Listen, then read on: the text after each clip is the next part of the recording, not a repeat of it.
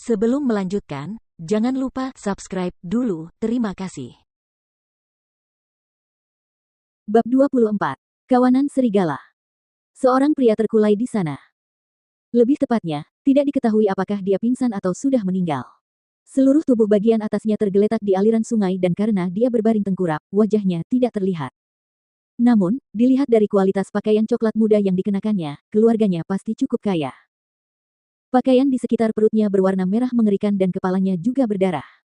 Meskipun ia berbaring tengkurap di air sungai, ia beruntung karena di tempat ia terkapar, ada bongkahan batu yang sedikit lebih besar menonjol sedikit lebih tinggi dari permukaan air, yang membuat wajahnya tidak tenggelam.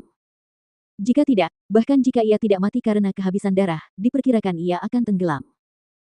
Karena jasadnya tergeletak di sungai, maka darah yang mengalir dari kepala dan perutnya secara alamiah mengikuti air dan mengalir ke hilir. Dia berjalan mendekat dan membalikkan tubuh lelaki itu. Dia kemudian mengulurkan tangannya untuk memeriksa apakah ada tanda-tanda pernapasan di bawah hidungnya. Dia mendapati bahwa lelaki itu masih bernapas dan menyeret lelaki itu ke rerumputan di samping sungai. Dia memeriksa luka-lukanya dan mengeluarkan botol kecil dari kosmos sak.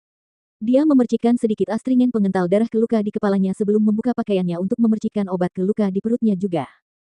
Selanjutnya, dia mengambil sepotong pakaian dari kosmos sak dan merobeknya menjadi potongan-potongan kecil untuk membalut luka pria itu. Kamu pasti sangat beruntung telah bertemu denganku. Ketika melihat lelaki yang tak sadarkan diri itu, dia tertawa pelan dan kemudian merasa sedikit terkejut pada dirinya sendiri ketika alisnya terangkat dan dia bergumam pada dirinya sendiri, kapan aku menjadi begitu baik. Agar bau darah tidak menarik perhatian binatang buas, ia melepaskan pakaian bernoda darah dari pria itu dan melemparkannya ke dalam air, membiarkannya hanyut bersama arus sungai. Ia kemudian mengambil sepotong pakaian lain dari kosmos sak dan menutupi tubuh pria itu dengannya. Melihat hari sudah mulai larut dan tersedia persediaan air bersih, ia mengambil beberapa ranting dan cabang kecil untuk menyalakan api, bermaksud untuk bermalam di sini. Ia mengira bahwa dengan berada di dekat air, ia mungkin bisa mendapatkan ikan. Namun setelah berjongkok di sampingnya cukup lama, ia bahkan tidak melihat seekor ikan pun berenang lewat dan ia mendesah kecewa, air yang jernih tidak memiliki ikan, sepertinya ada benarnya. Dia tidak punya pilihan selain memanaskan kembali sisa daging panggang dan menyobek sepotong untuk dimakan. Setelah mengisi perutnya, dia duduk bersila dalam posisi lotus dan mulai berkultivasi sekali lagi. Sekarang dia hanya menarik energi ke dalam tubuhnya. Pemula dalam fase prajurit memulai dari nol.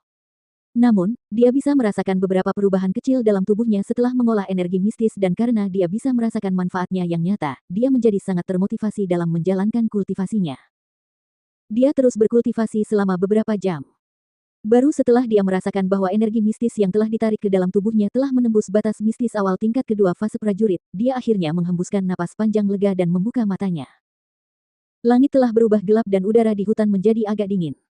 Untungnya dia berhasil mendapatkan kehangatan dari api unggun di depannya dan energi mistis dalam tubuhnya dapat dialihkan untuk mengusir rasa dingin. Dia menoleh untuk melihat lelaki di sampingnya. Melihat sosok yang meringkuk itu tampak menggigil, dia mengulurkan tangan untuk memeriksa dan dia menemukan bahwa radang luka-lukanya telah menyebabkan tubuhnya demam. Dia memikirkannya sebentar dan merogoh kosmos sak. Akhirnya dia mengambil botol kecil lain dan menuangkan pil ke telapak tangannya untuk diendus. Setelah memastikan kegunaan dan efek obat yang diresepkan, dia menarik rahang bawah pria itu dan memasukkan pil ke dalam mulutnya sebelum menuangkan air agar ditelan bersama pil. Dia melemparkan beberapa ranting lagi ke dalam api dan api pun menyala lebih kuat. Namun, pada saat itu, suara-suara yang sampai ke telinganya dari dalam hutan membuat tubuhnya membeku, dia menegang dan merasakan perasaan takut. Melolong. Melolong. Hul. Serigala. Dia berdiri dalam sekejap. Mendengar lolongan serigala yang terdengar sangat dingin di tengah malam yang datang dari jauh dan dekat, setiap lolongan bergema di pepohonan. Serigala adalah binatang buas yang membentuk kawanan. Saat mereka muncul, mereka pasti akan muncul dalam satu kelompok.